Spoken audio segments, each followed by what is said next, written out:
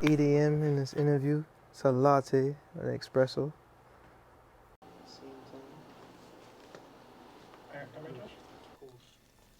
All right, man. I think this has been a long time, Josh. I felt like we were supposed to do this a Yeah. long time ago. Nah, I think the time Um, is the time. Congratulations. That's My the bad. first thing I want to say.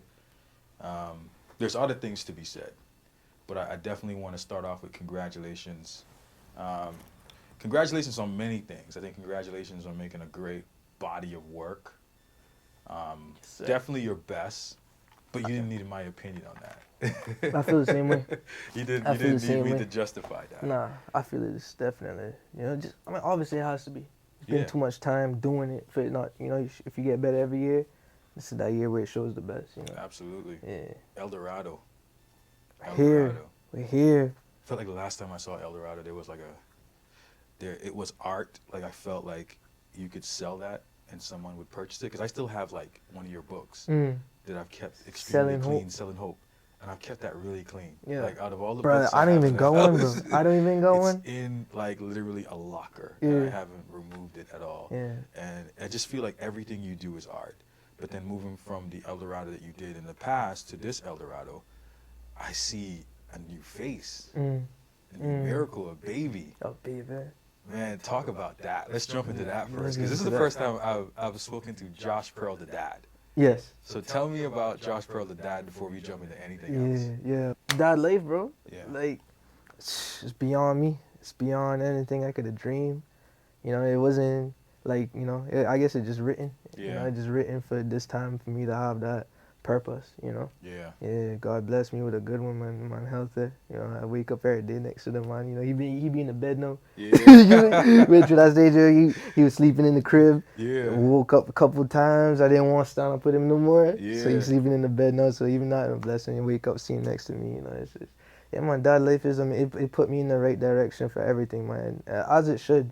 As it should. And seeing my daughter do what he did with us, it was only right that I had to, play my role to be my Yeah. son's, father, his leader, his, everything. So it's a blessing, man. That's even why he's on the cover too. It's like from Road to Eldorado to now, Yeah. that he's part of the promised land. Do you feel like that you have had this new ambition about you that you have to work harder because you have a Naturally. child? Yes, naturally. Yeah. Naturally. I think I always had ambition, and it just powered it up. Yeah. Naturally powered it up, like without even before he was even born, when he was conceived and the thought about it is like, I always tell anybody that's about to have a kid too is like, bro, I can't tell you nothing much, but I just know naturally you're gonna be forced to Yeah. be the biggest and the best that you can be because you have to do it for somebody, no, not for yourself. Well, if you have the right mentality too, right? That too. Because I feel like a lot of people, they have that choice. Yeah. Like I think some people feel like they're not ready or Yeah. don't want to take it on, but it's like it gives you the choice or the chance to be the man that you're supposed to be Absolutely. without having no other option. So you have to. That's why I say naturally to step up to the plate. It was natural for me to step up to the plate where everything, my hustle, everything just turned in naturally on another level without Yeah. me even trying because I knew it's not for me no more. Everything I do is for him. You know Yeah. what I'm saying? So it was just easy. Like in the sense of just like natural. Correct, You man. know? Because I feel like the only two choices you have, and this is why I keep telling my son, because I have like two boys and a daughter, right? But I'm a lot more harder on my boys. And I think you'll see that as they get older, right? Because you're just scared of what the world is going to bring them. For sure. So I always tell my boys, hey, the only choice that we weren't given is to be males. So God did that, Yeah, right? true. But then you have a choice to be a boy or a man, eventually, at some point. And I've seen you become a man through different chapters of your life, too, also, right? Because you have chapters. And your album kind of dictates your chapters, I think. I think so. It's beautiful. It's beautiful to see that too. Yeah. 'Cause even with like Road to Eldorado was the chapter of like I said in the documentary, it's like this is the start. Yeah. This I don't know. I know where it ends, and it's the promised land, but I don't know how it didn't get there. And Yeah. life is like a book. You gotta go through the chapters to see what brings. And I wanted to differentiate each chapter of it within the albums with Road to Eldorado, Lost in Eldorado, and Eldorado. And I knew Absolutely. that was the plan from the jump. From when I made Road to Eldorado, I knew there was gonna be a middle Eldorado, Yeah. and I knew there was gonna be a final Eldorado. Intentional. So it was always planned. It's always planned. I just didn't know how it was gonna come about, how long it would take, none of Yeah. that. And that's even with the album dropping when it dropped. Like when Road to Eldorado dropped, it was the start of it. I didn't know when Lost in Eldorado was gonna come. I didn't know it was gonna be Lost in Eldorado. I didn't know I was gonna get lost. Naturally, thinking about to move is you have to get lost to get found, Yeah. right? But I never, like I said, I just knew it was gonna happen. I just don't know how. But Lost in Eldorado happened when I was in LA. Yeah. I got lost trying to find Eldorado, and then in order to like come back home, everything with life. And you think about it, that's like a 10-year process from Road to Eldorado. That was I want to say 2010 Yeah. till now, and we in 2020, and 5 years, I guess, It's been the 10 5-year point, years? 10 years. Like we literally, the first interview we did was at the studio at Star. The old star. And I remember you standing out the studio, you walked in. I remember that interview, like it was priceless because we asked really in-depth questions and you answered as a real human being. There was nothing painted. You know, a lot of artists walk in and paint a picture of what they want people to see. Yeah. You weren't afraid to say, man, I was working as a paparazzi. Like I did awkward jobs. Yeah. I was scared when Yeah. I was in LA. So from LA to where you are now, let's just speed cross everything and get to the point where you first received your deal, a record deal here locally. How was that feeling? Because there was a verse that you spit in a part of the album where you stated that you got signed, but you still feel like your pockets are not. empty. Yeah. Yeah, I got.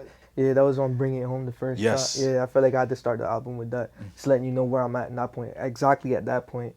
And yeah, and what's crazy, I was going through some. I'm not gonna speak on it, but it was like I was going through some illegal stuff at the moment. Yeah. And while I was making that, I was in the studio with Vasco. Wow. And bro, you know when you just feel like you about face the worst consequence of your life, your bell is at your bunk, yeah, like you just feeling horrible. And they say when you were going through the most horrible feelings, you make the best stuff. Yeah. At that moment, when I was writing everything about it too, I felt like this is not nothing. This song is. I felt very less confident because I was just feeling bad. But thinking about the song after, it really was a great song. But yeah, during the signing, it was just I felt like I knew what I was getting myself into regarding a deal. I didn't look at it like how people look at deals when it's like, yo, this is gonna change my life. Like, I look at everything in a business sense. I knew it was gonna be business, and I treated it as such.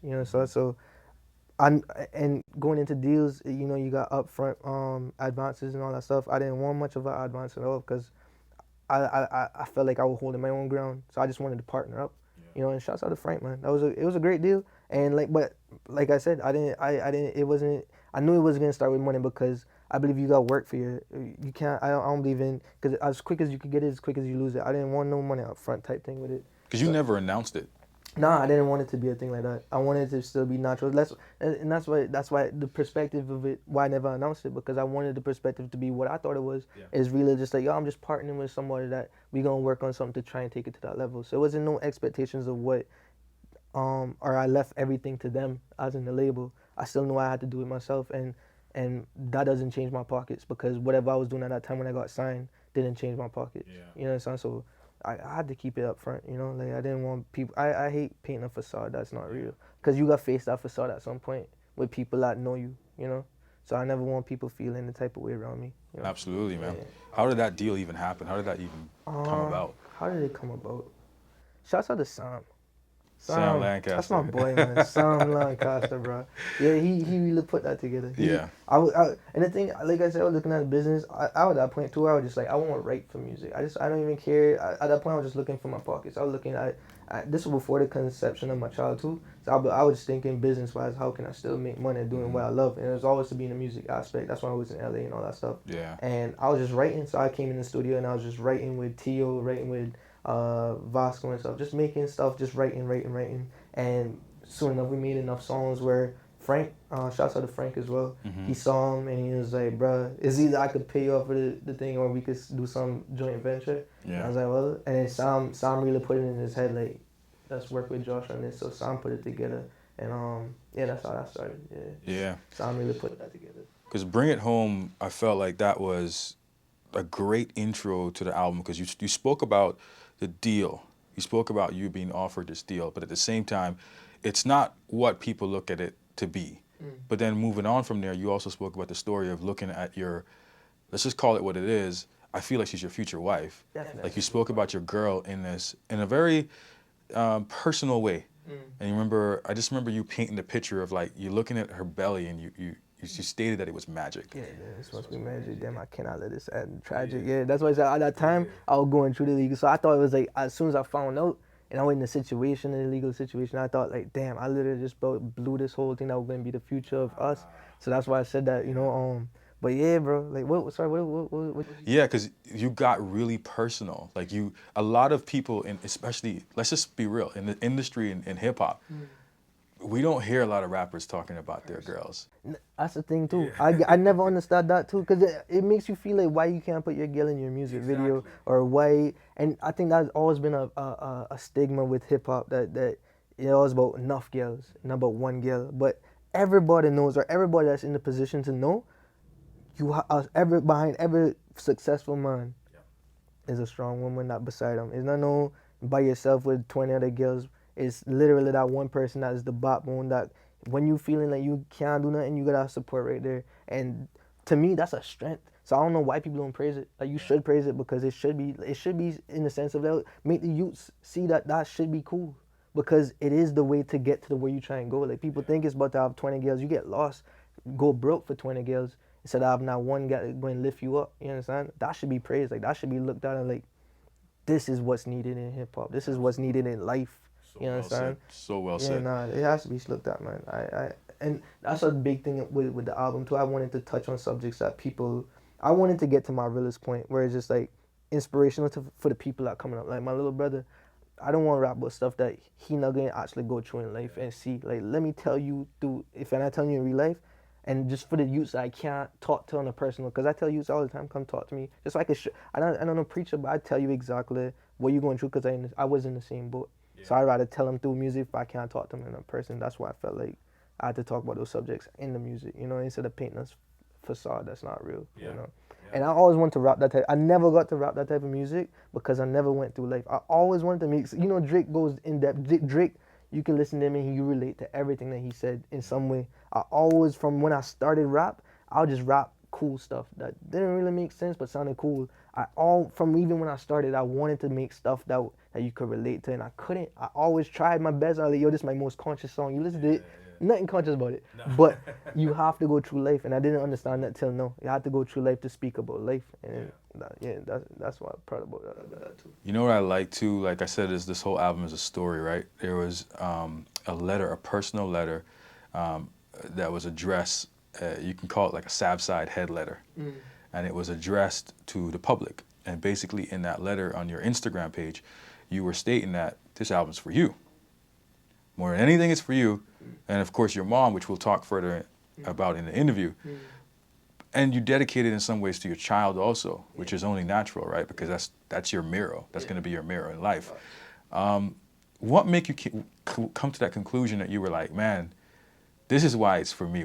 How did you get to that point? Because I feel like people don't know how to close off the world. So how did you get to the point where, like, I don't really care what the critics say. This is my album. What brought you there? Because something had to have happened to bring you there. I think just reflection on everything that I've done for culture within the music. So there's not someone that I reached the point where with this album, before, like, I've been sitting on it for like a whole year.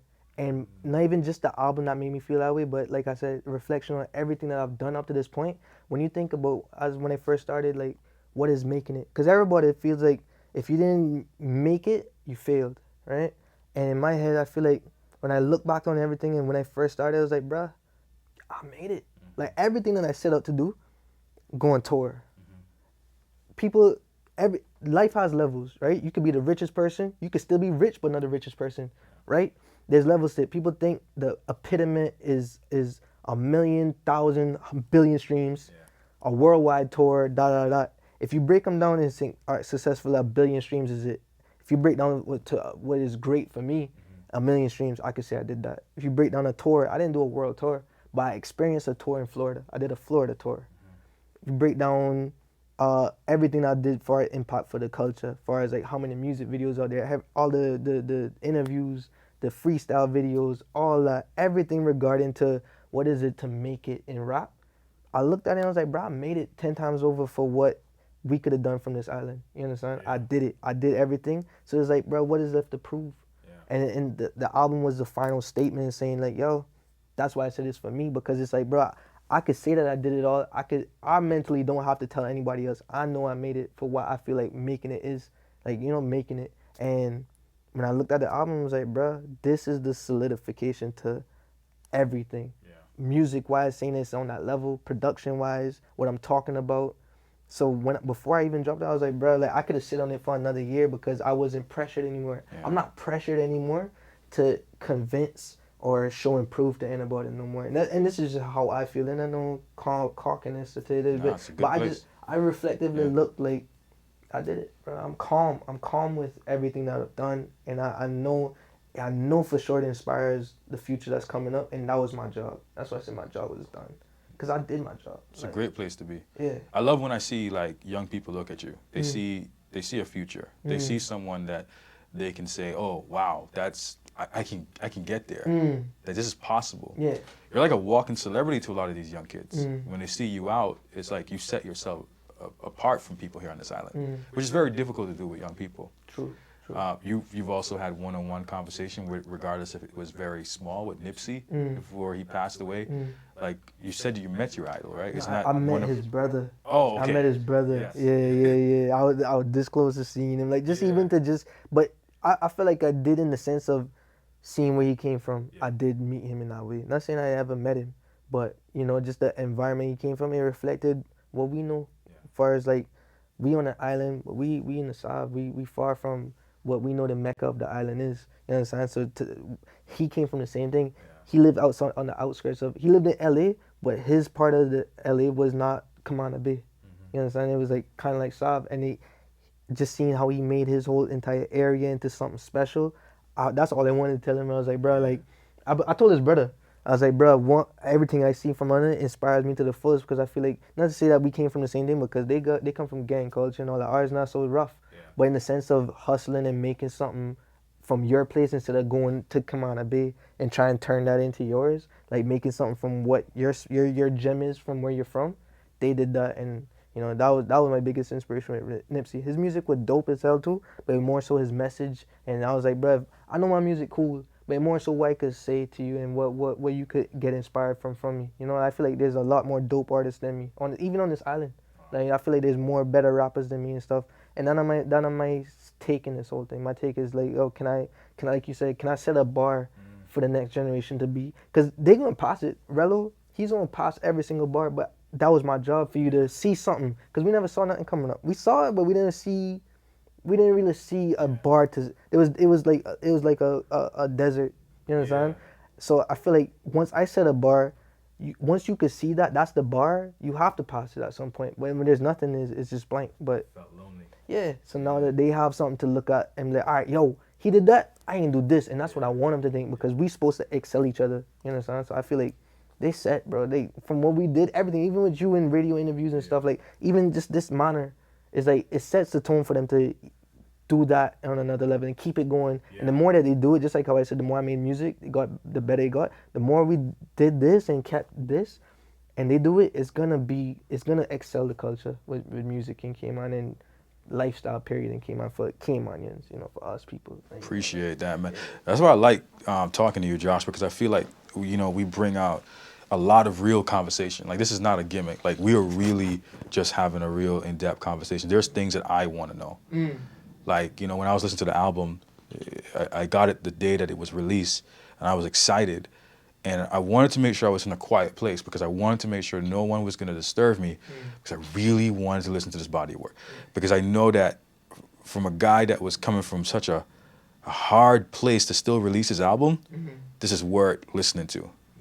And since 91, got my attention a lot, because I felt like you told a story about your dad that was once again very personal. And a lot of people would not want to bring that story up. I don't know how your dad felt about that. I played it for him too. But there was a situation where you stated that he was in traffic. I guess a guy cut him off, and he pulled right in front of him, and he took out he took out his machine. And the words that stood out to me, and it was really strong, was, "You owe me one." That's strong. You owe me one. Like at that moment, your dad made a decision He made a decision. that he still wants to live and he's living for a purpose. Yes. And that's hard for a lot of people to do. But then in some ways, I also felt like the character in there, which is, this is not fake, this is real, but the character that was in the other end of that machine, I kind of feel like you guys also should say that he owed you, like he gave you something. Yes, you can see that from that perspective. Yeah, because he gave you, because you're here because of him too, in some sense, because he's alive, or we hope, right? Today. Now he just as important to that story. That's crazy. My dad, he told me that from when I was like you, and it was just a more, I guess, a symbol of like, yo, you could change your whole entire life by letting somebody else affect you in 1 second. Because he was working at Foster's at that time. He was working at Foster's. This was before Heights and Sons.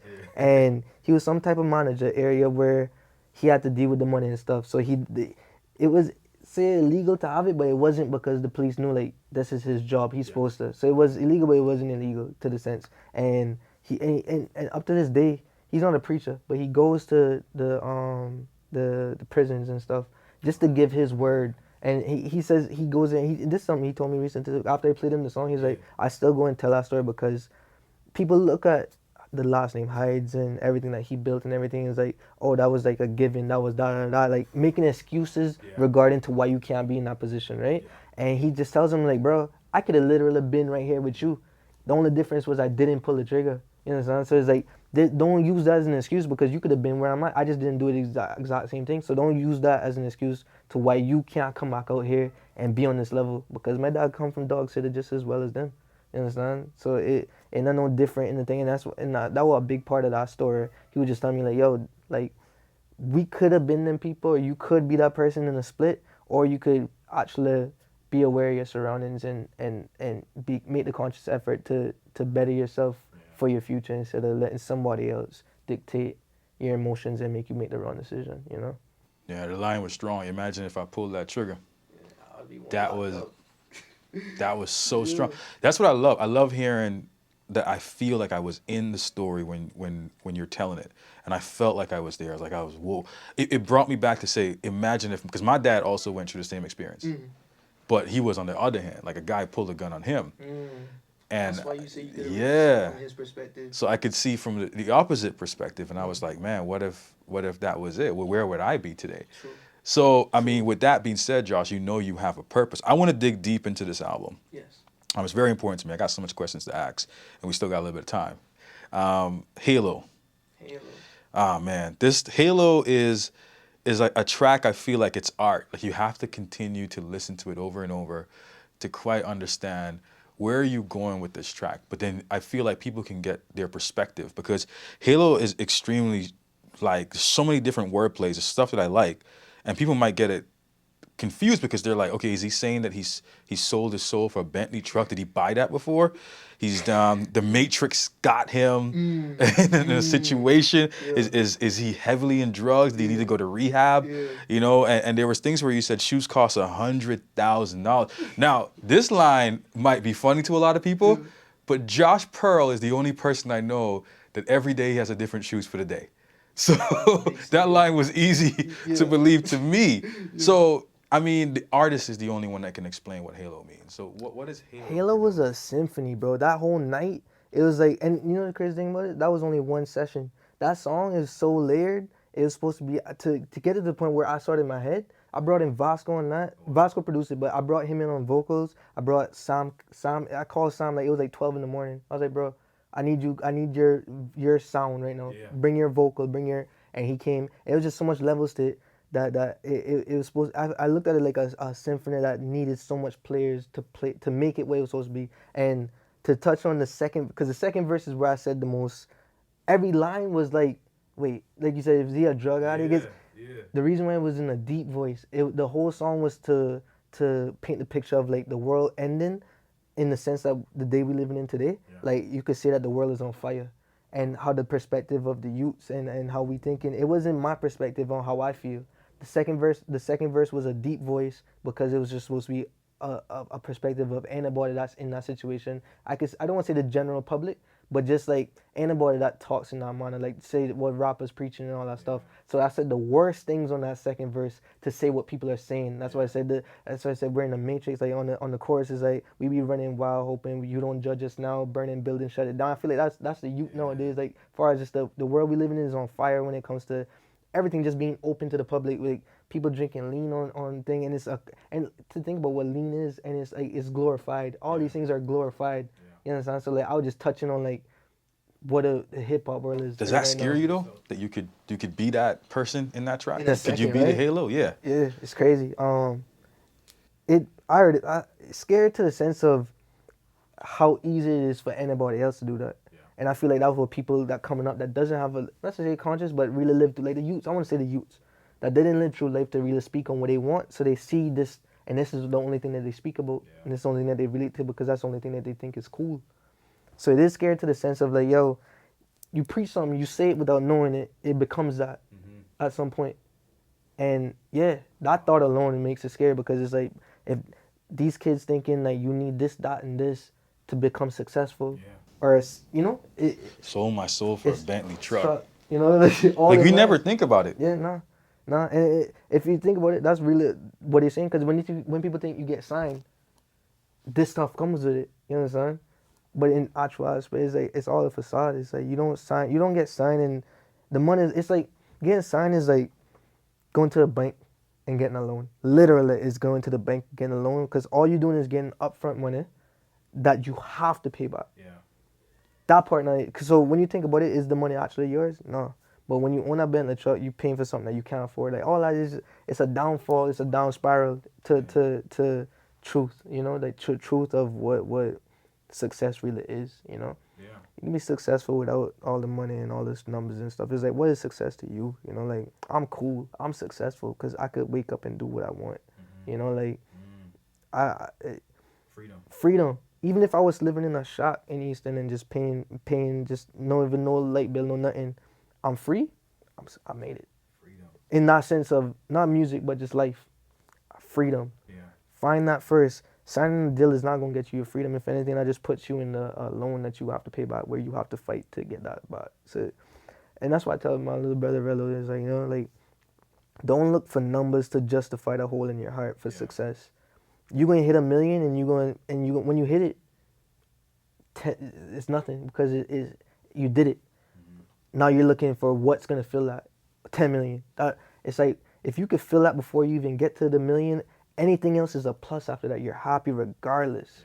That's what success is, and that's why I want the youths to know, like, don't what you see is not say that it impossible, but you could be successful in your own lane on your own level of wherever you're at in life, and don't look at whoever is on that Quavo or whoever Migos on whatever level to think that that's the epitome of if that not it, it's nothing else. You could be in between all that and still be happy. Happiness. Once you find happiness, you good with everything through. So find that, and the number's not gonna be it. That's what that song representing too is like. All that stuff is not the way for that. That's why it was in the deep. But that song, I love it because it's so trippy. It is. So It's trippy. it's real art. Yeah. Like I stood from like, even before I came to this interview, I had my earbuds and I was listening to it over again. I'm like, what is this? Yeah. Like it's so dope, but it feels like I'm in someone's body. Yeah. Like I poured it into someone's body. I was in somebody else's body. Yeah. So it was wild, and I think it's one of those tracks that you need to go back to over and over to really understand. Yes. Man, the one thing I like about this album is you kind of gave a perspective of the label owner. To be frank. What is it to be frank? Some of my takeaways is, and I love this. I don't know if Frank has ever said this to you in a one-on-one conversation, or this is just something you felt was Frank's ultimate slogan, which was like, my life's too expensive, so my time ain't free. Yo. That is so strong. If you in Frank's world, from my perspective of being around him and stuff, once you have that level of, I don't want to say money, but just level of reach with anything, time is the only essence of anything. You could speed through life. You could speed through any process when you have that leverage. So like I felt like he never had to say it. He knows, cause I people don't know, but before I even signed with him and stuff, I worked with him I filmed his birthday in Greece. He hired my company to go film him in Greece. And the one thing I noticed is like time is of the essence for him because it's so much going on in his life that he has to speed through things in a way. And if it doesn't happen, like I said in the line, man, like my time ain't free, so I gotta go. I gotta be moving. He moves like it's crazy. I admire it because it's like that's the type of mentor you want to be on when it comes to just like yo, how short is life? Like what I gotta get done everything I can now, and if you're wasting my time, you're wasting my money. You know, like It's a great, great perspective that you saw, because I think a lot of people go into having a conversation with someone like Frank, and I'm like, you know, the Cayman thing. Who you think he is? Cocky. Like, you know, like they would always say things like that, but you sold a great slogan and a great perspective to people that work hard. Yeah. Because Jay-Z once said it, you know, people think that I changed, but there's the people around me that's changed. And when you sold that slogan, it was like amazing. Then some of the lines were "Call me Michael because I'm bad," "Prince when I'm in the mood," "That's insane," or "Purple Rain in the Coupe." Purple Rain in the Coupe. And I know Frank is a car guy. Big car guy. Yeah. And the artist also, this is why I love this track, because you call it "To Be Frank," but all these things, you sold Frank in it, because he was a big fan of Michael, huge fan of Prince, whenever he's in the mood, and he was a huge fan of cars. You know what serious? Yeah, so many word plays, but you described him in every single one of it. It's crazy. I never know what I make until after it's done. Yeah. So when I was making it, I was just trying to make the best song ever. And then everything adds up to my surrounding of, and that's how the song came out. Even the like, every time I finish something, even with the album, Joel literally formatted the album for me. I knew I'm going to touch back on that, but just so I could say, I knew that I didn't know the album was done until I could see it from beginning to end. And Joel helped me sort it out from the first song to that last song. Amazing. So with this perspective of this song, I tried to make the coolest song. It took me like 4 sessions out because I knew this is a radio banger. I needed to spend time on it. And it was only till I looked at what can I name the song. The chorus is "I'm the shit and I know." It's like I can't call it "I'm the shit." Can't call it not. There's no names that was cool. So I thought about it. I was like, to be frank, I'm the shit and I know. Yeah. That's why it's like, to be frank, but at the same time it was a wordplay on. I look back at the song. This song is Frank. Yeah. And I pitched it. I was like, yo, Frank, listen to this. He was like, yeah, this he can relate 100%. So he heard the track. Yeah, for sure. What was his initial thought? He loved it. He loved it? Yeah, he was trying to get Rich the Kid on it or Tiger or something like that. So yeah, man, I felt honored when, you know, I got this opportunity to sit and talk to you. And I love when you said nothing was off the table. So these questions are me actually asking really in-depth questions that people want to know. I always try to see, what does the audience want to hear? So To Be Frank was an awesome track, because now we get into the life of the record owner, the person that signs you, your conversations with him, how in-depth it was. And Frank is a very intriguing guy, but amazing because of the opportunity he's given so many people. Yeah. Some people looked at it too like it was like they expected more. I feel like I would not make the album if it wasn't for the setup. Even to say, forget marketing, forget anything else. The fact that he even put all those creatives in that one studio space, the whole entire building, created this for me. And I could not say I had Eldorado right now if it wasn't, because literally all those songs was made there, you know, at the studio. So I look at everything like I said, I don't expect nobody to give me anything either. I think I'm supposed to put myself in the position. So to me, it was a partnership with Frank more than anything. Like, we signed a deal, but it was more on a handshake. You know, like it was like let's work together on this. And if nothing comes from it, cool. But I didn't expect nothing from. I didn't expect him to make me go on a world tour. I expected myself partnered with him, and if we couldn't figure it out, that was on our behalf, not our, you know, expectations of him doing all that. But yeah, I feel like he did provide something, like, you know, as much as people want to say whatever they want to say, like, he did give that opportunity for you to make what you wanted out of it. I made what I wanted out of it, and that's why I can't say nothing bad about Frank, man. Yeah, I have to give the man the most respect, man. The most respect, just because he provided that, you know. Has he listened to the album at all? I have no idea. I have no idea. Yeah, he didn't even. I don't think he knew the whole track list of the album. He knew Tennessee was on it. He knew, but that's one thing. Like I said, with me and him, I never had to go to him and run through the whole album for him to approve it. Like, I was like, bro, I want you to trust me just as much as I trust you. You understand? So it's like, yeah. Hopefully he listened to it. I don't know, but Yeah, I know he knows To Be Yeah. Frank though for sure. I played. It's a dope track. Yeah, we worked on that song for a long time before that came out. So he knows that song. He knows a Yeah. couple of songs, but I'm sure he's proud of it, bro. I'm sure he's grateful that he has that under the gold fire belt. For Yeah. sure, for sure. I feel like he should play the whole video and To Be Frank. Like it should be him Damn. rapping as you. Dope. We're gonna pitch it. We're gonna pitch it. That would be insane. That would be crazy. Man, I didn't want to skip to this, but since you brought it up, I think it is a perfect segue. Tennessee. Is Tennessee? Tennessee. Yeah. The last track on that. Oh my goodness, man! Like I said, I didn't want to skip to it because we have a few other tracks I want to talk about. But there were some lines that stood out. It seems to be an individual that lives in Tennessee that you have a lot of respect for. Yeah. Because he motivated you to keep going. Yeah. You know Who is this? Who's this secret individual? This guy lives in LA, and you know what's crazy? It ain't even in that. I feel like it's not that in depth with. It sounded dope on the track, but it's a guy from Tennessee named, what's his name again? He's a tattoo artist that I met at the studio. I want to say his name too.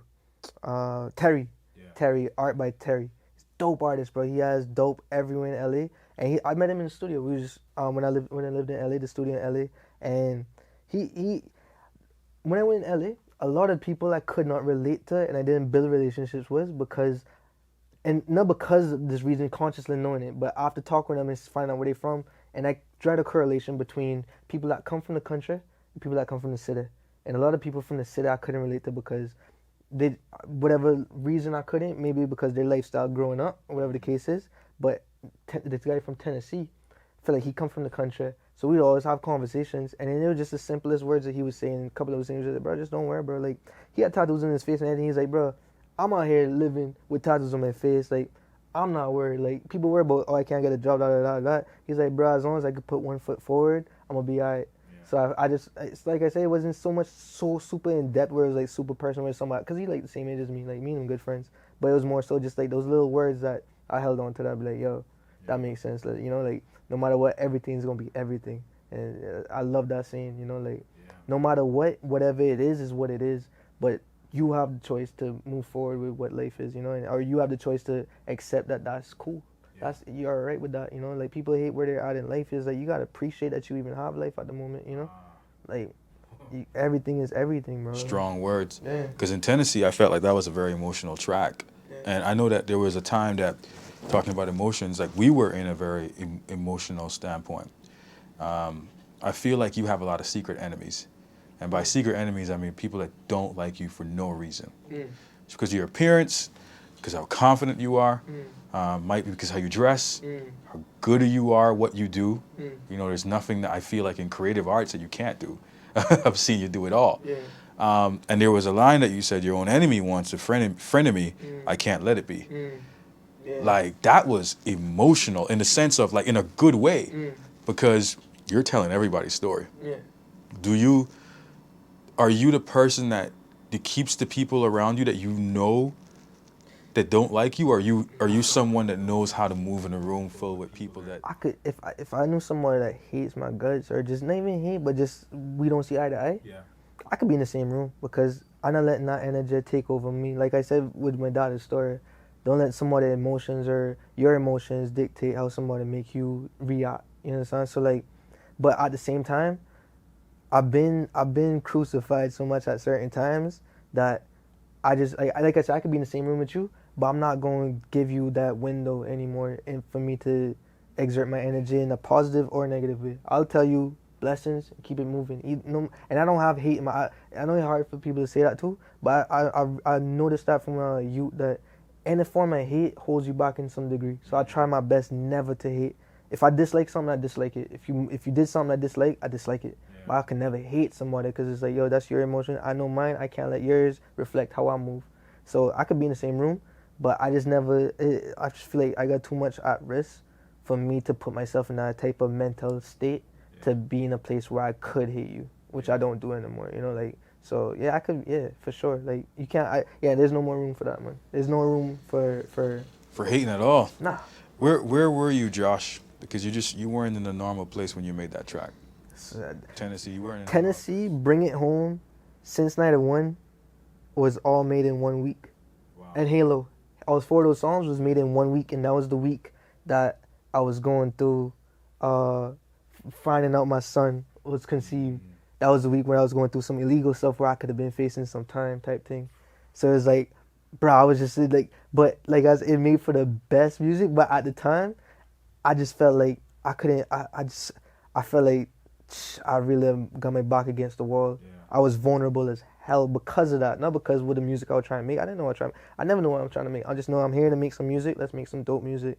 But because of that vulnerability, which I'm appreciative for, that I was put in that situation, as much as it made me feel so weird and like so bad, like whatever I was going through, like the consciousness of like, damn, I done started this with my girl, with my wifey, you know what I'm saying? Like, and we about to have this kid that we just found on the boat, and now I could be messing up that whole entire thing. I could be probably leaving her and you know, this type of situation. Is like it brought all that emotional. And like I said, I can't go through that without going through life, and that's part of my life, which I'm so grateful for because I always wanted to make music like that, you know. But I was definitely in a vulnerable state, Bring It Home in Tennessee especially.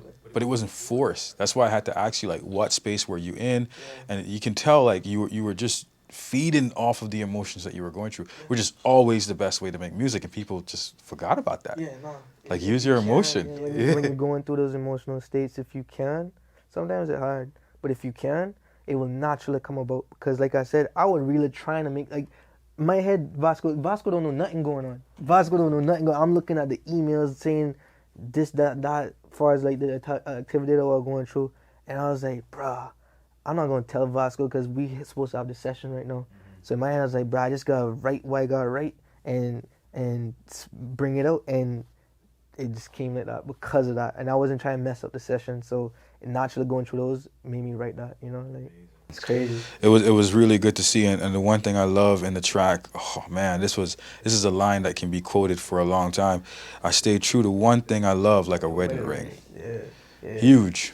Talking about my wife here, bro, and like we definitely get married at some point. I used to be a believer, like, bro, what's papers? Like, you know, like I used to be like, bro, you my I call her my wife. You know what I'm saying? Before you, there's no ring on it as yet, but I call her my wife because I look at her like, yo, everything that marriage symbolizes to me, we already have. I already, in my mental, I'm with you forever, you know, type thing. But because after having my youth, I realized, like, bro, it's unfair. And just for the sake of, like, perspective of thinking from her perspective and mine, I'd be like, yo, we could be together forever. I even put a ring on it just to say that we together. But I just didn't care so much about the whole tradition of papers and all that type of stuff. But after looking at it, I was like, bro, you just have my youth.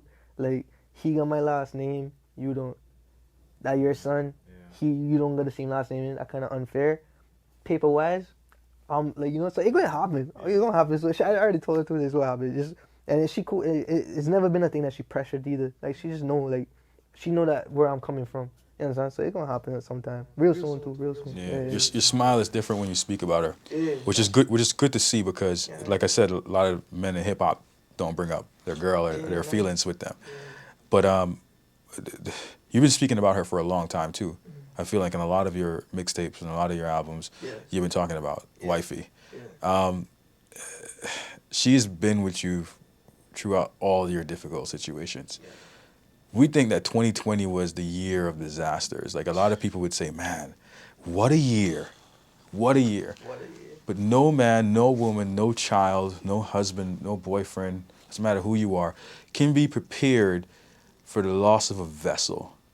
And by vessel, I mean, like, October 27th was a different day for you. Yeah. Where were you on October 27th when you heard about the news regarding your mom? I was there. I was at the hospital, bro. Like, I was there. You know what's so crazy about it? And this is something I didn't want publicly announced, not in this setting, but in a setting on social media, text-wise or anything.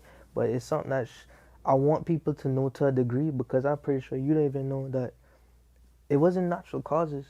My mama didn't die natural, and that's it's a lot that's messed up within the situation. She went in for a simple surgery, non-life-threatening surgery, something that she just felt like the doctor said going better her life, as far as just acid reflux, simple. The doctor didn't do his job, and it was a lot of negligence behind it. It could be some legal stuff within it, so I'm not saying name or anything, and I don't even know if I could be speaking this, but it's just something I want people to know, that just it wasn't natural causes, and I feel like that's a big part of the story, because justice has to be served to a degree. To a degree of just accountability for caring for people's lives and people that gets affected by that. You understand? Like I was at the hospital. Like it literally, she was supposed to be out the next day. Next day they say, yo, we gotta do some super surgery that just came about now. Something happening, and we were taken off guard, bro. Me and my dad went there. They was like, yo, we gotta talk to her. Started talking to us, and it's crazy, bro, because I literally looked to my right and I saw them like try and like bring my moment type thing, bro. Like they were, and then they said it, and then I saw it, and it's just like, bro, it's like up to this day, it's like unreal, bro. Like right now, it just doesn't feel real, cause she was good. She didn't have to be there. They told her you should, if you want. Yeah. Are you upset with God? Nah, my mama was a person of God. My mama always told me to leave it all in his hands. What his choice is his choice. I'm not upset with him at all. I know, because no matter what, she would tell me not to be, and she wouldn't be herself. Right now, if you were supposed to ask her if she is, she'd tell you no, because she lived by his word, and I can only honor that. You know what I'm saying? I can't. I'm on a God too, so I don't. I know he got his reasons, and to be honest, my mama said out everything. Every time I look back at the prior year, everything leading up to now, my mama did her job, yo. The last few conversations I had with my mom, she looked at me and she like, you good? Like she looked at me and said, yo, you good? Like I could see that you are like you gonna be everything that you want. Like you're good. Like I don't need to worry about yourself no more. So I know she at peace, bro. I know my mom was at peace with everything, and she just set it up for everybody to be, where we could look at it. It still hurt, and I tell you, like it's just still unreal, and it still hurt because it's just the situation of it. But at the same time, I know going let I know she wouldn't want to see me down all the time either. I try to keep my head up as much as possible, and I know she would tell me the same thing, like yo, like it's still unreal, and it's still not right, and not everything about it. It's still fresh too, like, but yeah, but I just know she saw everything that, even just the witness of my son. The other thing that hurt me the most, the fact that something she wanted so much from me is my youth, and she not gonna get. But and it was so crazy, bro. Like the after it happened, it was killing me because I never had a COVID. Obviously, she couldn't see him, so like that whole, and he was born January 3rd, so that whole entire time she didn't really get to see him. And I was going through my phone. I went through my phone like 10 nights in a row, but would lose hope. And I had one picture with her and him, and then something happened. I asked my sister, and she just sent one, and it was that one picture. I just wanted my son to know that he had someone, like his angel, that always gonna be watching him, type thing, so he could see it physically, like, yeah. But there's so much to speak about regarding him, but like I said, I don't know if it's something that legal wise or anything, but I feel like, even for you, I don't know if I told you that, but it's something that people should know, because like, one thing for people to think that she died naturally, you understand, but it's the truth is that wasn't the cause, and I don't know why, but I just feel like it has to be known to a degree. I'm not going to go into detail with it, obviously, what happened, but I feel like it should be known just for justice sakes, like, and time going to unfold everything about it, but just so you could chat, just so people know that, yo, thing could go left in any second, bro. Like, shit was like, yeah, it just don't add up, bro. And like you said, man, there are some legal issues behind it, so we don't want to go too much into details. But I always knew that your mom was the love of your life for one reason. When we had our conflict, and I refer to it as a conflict because we're brothers, so we're gonna have our dispute, and I felt like it was a big confusion within the whole thing, and the island loved it because they saw two brothers fighting. But the one thing I remember was how protective your mom was of you. She had so much respect for me, but she lost it because, hey, that's my son. Yes. And that's the love of a mom. Yes. You can't, ain't nothing going to change that. That's real love right there. Wow. And I will always remember, out of everything that took place, I just remember how strong her words were. I've never heard your mom speak until that situation. And that's a pit bull when it comes to protecting their child, right? Wow. And that leads me into Warrior, into your track Warrior, because there's so much about that track. I know it's completely different, a different subject line, but it also speaks about just how much of a warrior you are and how much of a warrior your mom is. And the one thing I love about that track too, you brought T.O. into that. And T.O. is very hard to outperform. He's a great artist. Man is a beast, bro. He's a great artist. He's a scientist, bro. The man effortlessly, naturally does any and everything with music. Like to me, he's one of them artists that you cannot, when it comes to production, music, singing, all that, he's a beast, bro. Beast. He brought me in on that. Yeah. No, he brought me. I didn't bring him. How did you feel about that track? Because I felt like, if not equal, you outperformed him in that track. Nah. Because it was so. He brought me to that. Yeah. I made that song with him, like the first week going to Go Fire. This was before the deal and all that stuff. Wow. That's when I was been recording on my equipment. Like I tell you, I started from a webcam microphone to where I got my studio. Cool, it worked. The equipment, and he knows how to use what they have, and he had the best, the things that you see here, he had the top of the line stuff. So when I went onto that mic, bruh, it's like, I felt like I could have done anything and it sounded dope. Yeah. So I had that energy, like, bruh, let's flex, like, let's sound dope. Like, let's say the dopest stuff. He brought me in on that. I never brought him in. He brought me on that. He blessed me with that. T.O. blessed me with that track. Amazing. Yeah, and I love how humble you are when you say that. Yeah. I love that. Yeah, shout out to T.O., And man. the album continues, because I said, guys, I have notes for days, but I know we only have a few more minutes, and we definitely hope to do a next session like this, a follow-up session. Sure. Miss My Flight and Swish is also dope tracks to me. Miss My Flight, I felt like that's your life. Bro, Miss My Flight was my favorite. I think that's my favorite song. Yeah. All of them I love to death, but just the how it was made was the best. I literally recorded my verse and had 30 minutes to catch a flight.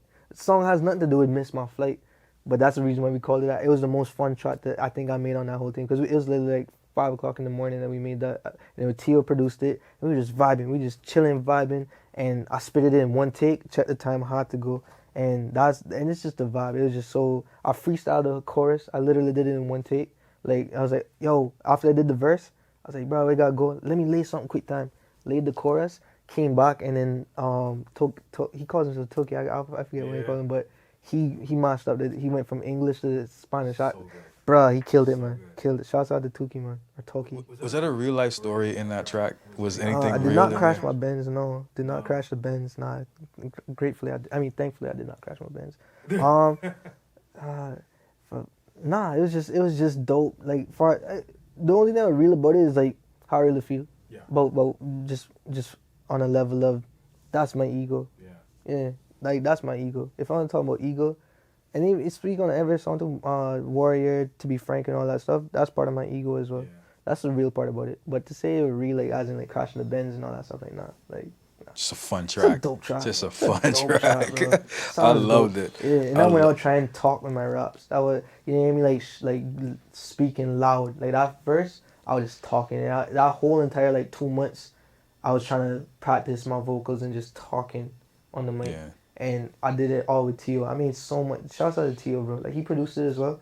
And even just my songs with him. Yeah. He has a bunch of, bro, somebody talk to the man about releasing his tracks, bro. Like, Tio's so much of a scientist, like, he just love it. And I respect him for that. But somewhat, Tio, he got so much fire. That's what, I don't just leave it at that. Leave it at that. Tio, Frank, get on Tio. Someone get on Tio. That's crazy. Tio is amazing. Listen, so Eldorado, you're there. Yeah. You reach your destination. What's next? Where are you going? Anyway, at this point, like I said, I don't want no more pressure. Yeah. I don't have nothing more to prove. At this point, I want, you know what's crazy? This whole time before it too, I would say, yeah, Andre 3K right now. When you see me, you see me. Yeah. Music-wise, if you catch me, you catch me. If not, you're not going to see nothing. And I say that, and it's like I can't run from it, because me and Bass started this project, me and J Bass. Yeah. We were the 5 songs in. We're about to drop an EP soon again. So you see me. You said it, though.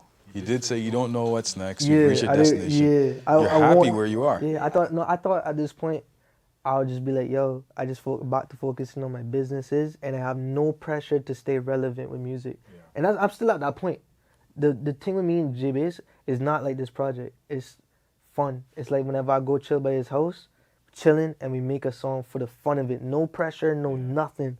And that music is a whole nother lane of shit. It takes me back to when we first started rap.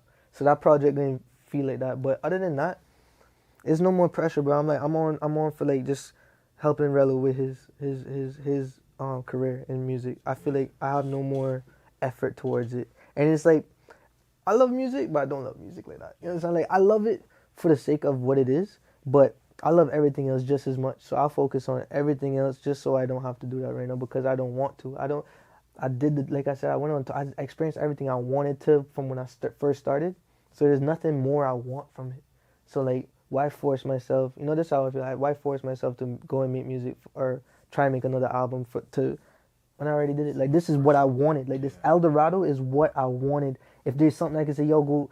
Oh, you want to hear something from me? Eldorado. I know hands down, you can't say nothing about Eldorado. Like you can't say that. Oh, no, you need. Nah, I'm good. Like I could like I won't say the word retired. Obviously that's not true. Yeah. But that's how I feel. Great like, body of work. Chilling. Great body of work. Yeah. Hey man, before we go, I just want to shout out Quincy. Shouts out to Amazing, Quincy, amazing, bro. amazing poet. Dog. And you brought someone in that has been off the scene for a long time. Yeah. And you just remembered, you showed people how much of a legend he is. Yes, I had to. Growing up, seeing all the rundowns and everything is like that was our form of art that we was doing. Not saying we as in me, but like what we seen. We seen that as art, and I always appreciated stage presence and stuff. And his is immaculate. He's a great talent when it comes to representing for K-Man. And I was like, bro, I need a more. And when I wrote the interlude for him to say, I was like, bro, I need a Morgan Freeman to speak this. I was like, who is our Morgan Freeman? Yeah. Quincy Brown. Yeah. And he did it with no second guess. He's like, yeah. And he just came right to the studio, did it. I chopped it up. He did that in like 2 takes. Awesome guy. Yeah, no, he's great. He definitely made it. And then, like I said, the albums I wanted to make when I was growing up, and I saw the J. Cole's and all that. And people don't listen to albums no more like that. It's all about singles. So much content. I get it. But I wanted to make something, and every interlude we listened to from them albums back then had interludes where it's just some immaculate voice. So just more than this me talking. Yeah. And he filled that role where it took it to that level. Because his voice made it seem like it was a high-end production. You know, like high-end everything. The effort, the quality of it. That interlude really closed it together. Where it's like, yo, this is an album. Sounded that way. And he did a remarkable job. Quincy is the reason I'm in radio and in communication, period. I grew up listening to Quincy, and I wanted that standard of communication. People must know that. Even you saying that it reflects Quincy. Absolutely. It gives him a big up, which we all need to do in this life, bro. Yep. Everybody needs to have this. Acknowledge our heroes. Have to. Especially when they're alive. Especially. Acknowledge them when they're alive. Especially. Facts. Josh Pearl. Man, I'm proud of you, bro. Like, I can't wait to catch up like this again. Maybe in a weirder setting. This is a beautiful setting. This is random. We just showed up and we made it happen. But hopefully we get to catch up. I'm proud of you. Congratulations. Welcome to the Dad Club. Thank you. I love it, man. I wear my dad hat proud. I know it's going to be up from here, right? Yeah, man. No, it's always been. Every year has been up from here, man. Every year. Even though, like, this year is a crazy year and everything within it, I know, you know, God got it written and we go through what we go through. But every year has to be perceived in a way where we can elevate human culture, humanity, art culture, just ourselves, period for us, you know. So like I said, I know my mama would only want me to see go even further from here. So that's what we gonna do. Love it. For sure. Josh Pearl, all love. Love you, man. Love you too, bro. Thank you for this, man. Thank you.